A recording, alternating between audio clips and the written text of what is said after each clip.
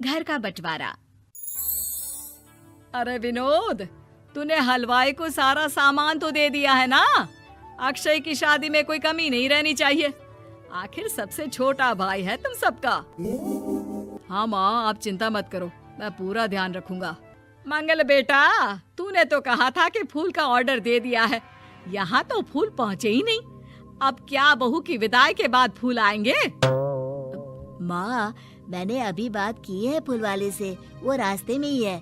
आप किशोर भैया से क्यों नहीं कहती कुछ करने को? किशोर पहले ही मेरे बताए काम कर रहा है।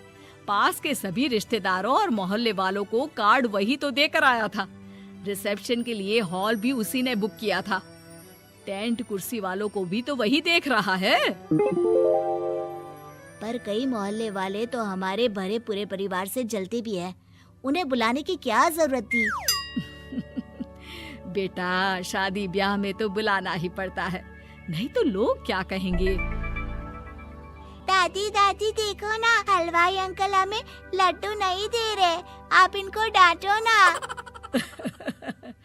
अरे चैन सुख दे देना बच्चों को लड्डू, क्यों तंग कर रहा है इन्हें? बीबी जी, मैं कहाँ मना कर रहा हूँ, लेकिन लड्डू बनते ही ये बच्चे उठा उठा कर खा लेते हैं। अरे मैं तो इन्हें थाल में रख के परोस भी नहीं पा रहा। भागो, अब कोल्ड ड्रिंक पीने चलते हैं। भागो भागो, अब कोल्ड ड्रिंक पीने चलते हैं।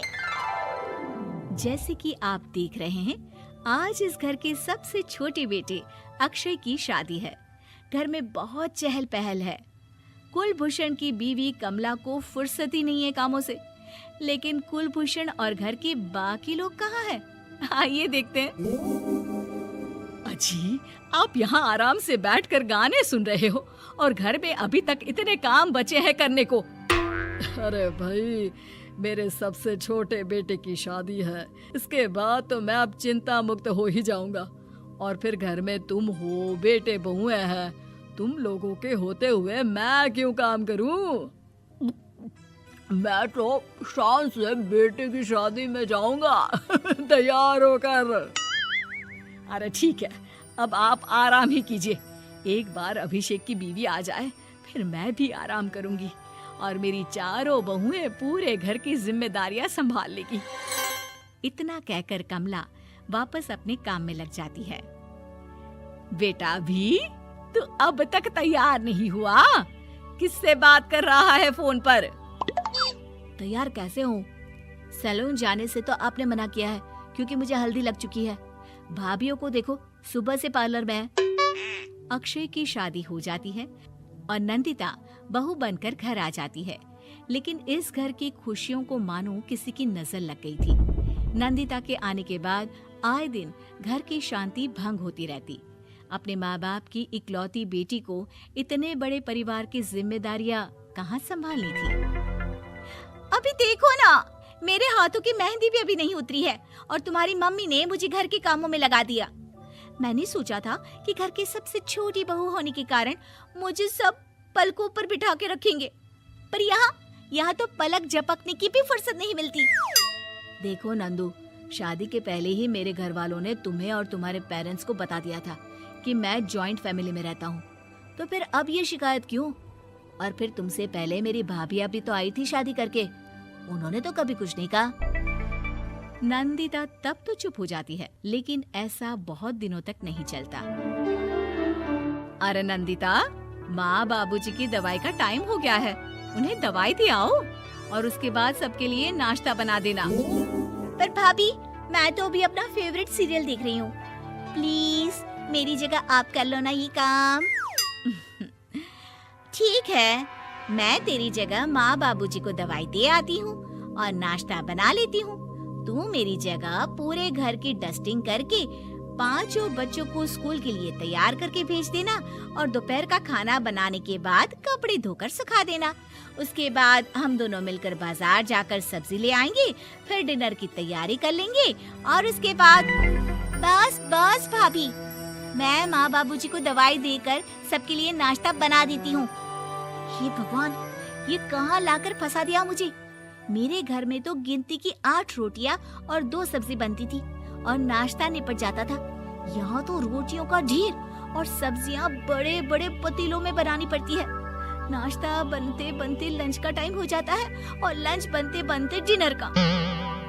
अभी मुझ में तुम्हारे पूरे परिवार का नखरा उठाने की और ताकत नहीं बची। मैं ऐसे नहीं रह सकती।